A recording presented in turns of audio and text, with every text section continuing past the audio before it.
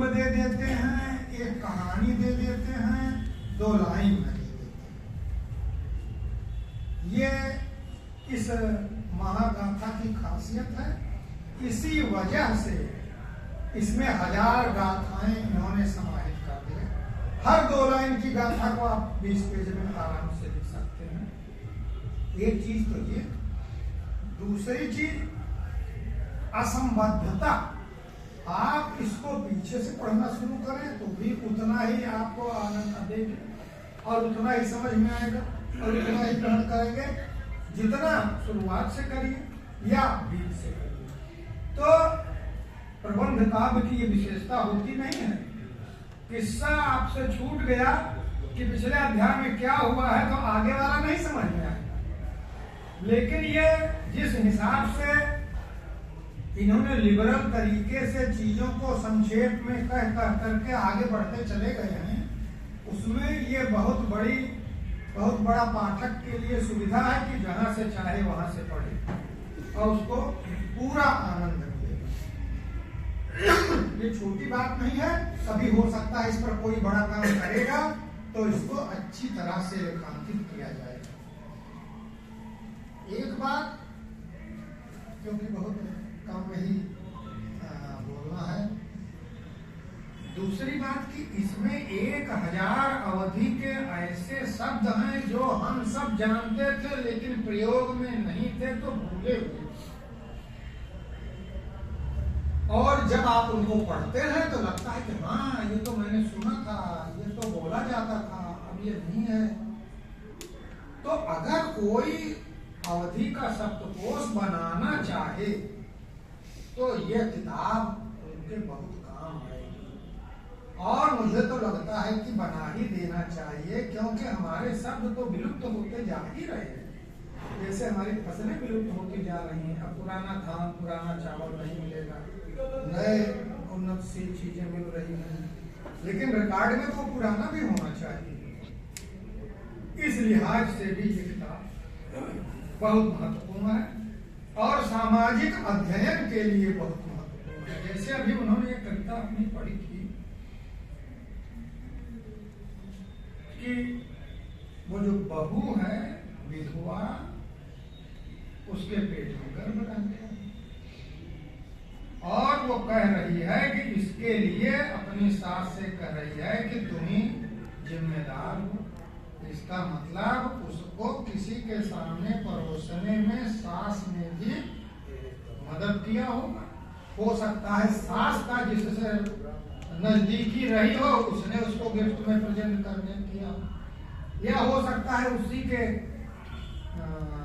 पति ने यानी कि उसकी बहू के ससुर ने ऐसा प्रयास किया हो। तो ये ओपन एंड कहानी है। किसका बच्चा है ये नहीं बताया गया है, लेकिन सास का उसमें योगदान है। और कह रही है कि इस बार हम सौरी बैठेंगे। इसका मतलब वो हो सकता है 1-2 बार वो अबार्सन हो चुका, लेकिन इस बार हम सौरी बैठेंगे, यानी बच्चे को पैदा करेंगे, वो कह रही है। और अब आगे की कहानी, जब इतनी बात हो गई तो मुझे लगता है फिर जिसने भी अकल दिया हो, सास ने भी उसमें सहयोग किया हो कि घर में पिस्टल रखी हुई थी तो ऐसे नहीं रखी जाती है, कहीं बक्से में रखी जाती है, गोली भर के नहीं रखी जाती है। कहा तो ये जाता है कि पिस्टल कहीं और टांगी जाए और गोली किसी और जगह हो, ताकि अगर कोई गुस्से में उसका उपयोग करना भी चाहे तो उसको समय लग जाए, और अगर आत्महत्या जैसी बात मन में आती है तो वो थोड़ी देर के लिए टल जाए, थोड़ा समय। लेकिन वो भरी हुई पिस्टल मिल गई और उसी ने उसको ट्राई किया और उसको सही निशाना छाती पे लगा और हो गई। तो अब ये जो 4 लाइन की कहानी है आपके लिए, बहुत लोग कहानी लिखते हैं तो शुरू से अंत तक जब तक समाधान नहीं दे देते, सिनेमा की तरह से कि उनका राजपाट लौट आया जैसे अपने यहाँ कहानी कही जाती थी, तब तक उनको संतोष नहीं होता। वो पाठक के लिए कुछ छोड़ना नहीं चाहते कि वो भी कुछ अंदाजा लगावे जो उसने जिंदगी में देखा है, उससे नजदीकी उससे उसकी तुलना करे कि ये भी हो सकता है, वो भी हो सकता है। ऐसा प्रायः किया जाता रहा है कविता में भी और कहानियों में भी, लेकिन ये आधुनिकता है, ये बड़ी आधुनिक चीज है कि जागृत जी ने अपनी कहानियों में ओपन एंडिंग दिया है और बहुत कम में बहुत बड़ी बात कही है। जब भी इस मुद्दे पे लिखा जाएगा तो अच्छा लिखा जाएगा। कितने ऐसे शब्द इसमें हैं जिसका मतलब मैं नहीं जानता था। हमारे यहाँ एक लोग गीतकार थे, वो गाँव चूना और पान बेचते थे पैदल और गाते रहते थे दिन भर। तो एक बार मैंने सोचा कि इनसे कुछ सुना जाए, अवधि में गाते रहते थे, तो उनको अपने घर बुलाए, तो वो सुनाए तो और सब तो समझ में आ गया। एक शब्द था निबहुरे, निबहुरे जाना। हमने कई लोगों से पूछा और नहीं बता पाए, तो अपने जागृत जी के यहाँ भी वो जो सुनाए थे हमारे यहाँ के लोक गीतकार, उन्होंने बताया था कि बियाह होत निबहुरे जाते अर्धा छपट के सौक्यों जाए। मतलब ये अर्थात अर्धा मन जो हाफ हस्बैंड है, एक तो फुल हस्बैंड है और एक काम के लिए पड़ोस पड़ोस में हाफ हस्बैंड है। तो ये हाफ हस्बैंड इतना एक्सेप्टेबल है कि ब्याह अगर आ भी जाए तो पहले तुम निबहुरे चले जाओ, अब हम अर्धा के साथ सपट करके ही सोना चाहते हैं। तो निबहुरे जाओ का मतलब ये तो लगता था कि तुम मतलब जाओ, भागो, कूड़े में जाओ या जो भी हो, लेकिन एग्जैक्ट मतलब नहीं समझ में आता था। तो वो अपने जागृत जी के यहाँ,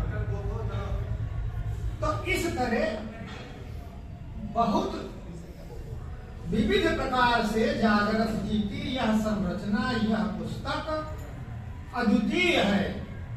अवधि बोली के लिए अद्वितीय है। जैसा कि अभी कहा गया कि पेड़ पे लिखा गया, फसल पे लिखा गया, जानवरों पे लिखा गया, है ना, वो खाए अघाए लोगों के नजरिए से जो चीज थी, जो आनंददायक चीजें थी, उन पर ज्यादातर अवधि लिखा गया। और इस तरह की कविता वहां सुनने को मिलती थी जहां शोषित तबके के लोग अपनी कविता सुनाते थे। जैसे दलितों का नाच होता था, भूमियों का नाच होता था, समारोह का नाच होता था, या इस तरह से और जो जातीय कहानों का नाच होता था, उसमें उनका दर्द सामने आता था।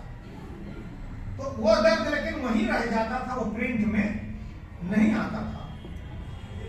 तो जागृत जी की प्रतिभा जब जागृत हुई तो उस स्तर की चीज साहित्य में अपना स्थान बना ले गई, नहीं तो अब तक वो वहीं के वहीं रह जाती थी और उसकी उतनी कदर नहीं थी।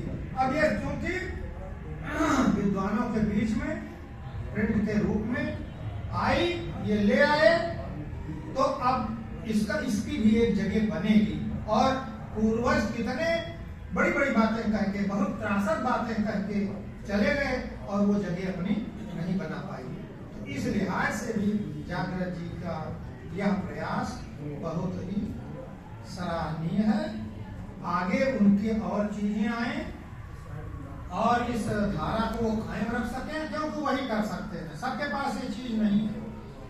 एक छोटे छोटे पद में उन्होंने बहुत सारी चीज व्यक्त कर दिया है। जैसे उन्होंने ये लिखा कि ये जो प्राकृतिक बोझ सीने पर नेचर ने, भगवान ने दे दिया है, ये इस बोझ से जो हम सिर पर ढो रहे हैं, धान का बोझ, गेहूं का बोझ, इससे भी ज्यादा ये बोझ भारी है, क्योंकि इस बोझ को निभाना मुश्किल है। क्योंकि वो कह रहे हैं कि हम अपना आंचल संभाले कि बोझ संभाले, और जो जिनकी नजरें लगने वाली हैं, नजरें लगाए हुए हैं, लगातार लगाए हुए हैं, तो यही होता है कि मुंह खोल ही दें, क्या इनके आगे किए संतुष्ट हो जाए। अब इस तरह की भावना को व्यक्त करना कहाँ कभी आया रहा होगा कि उस घूंघट वाली मजदूर स्त्री जो बहू है और उस पर लालच की नजर वो भूस्वामी